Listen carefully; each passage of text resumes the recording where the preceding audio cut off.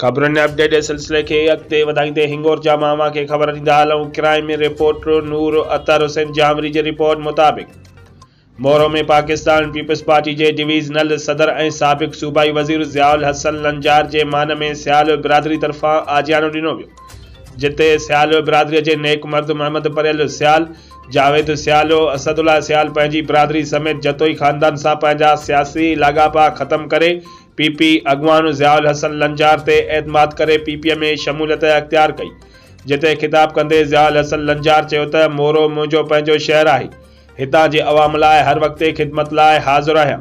हुन चयो त मोरो में रिकार्ड तरक़ियाती कम कराया आहिनि ऐं अञा बि हिते कमनि जी ज़रूरत आहे।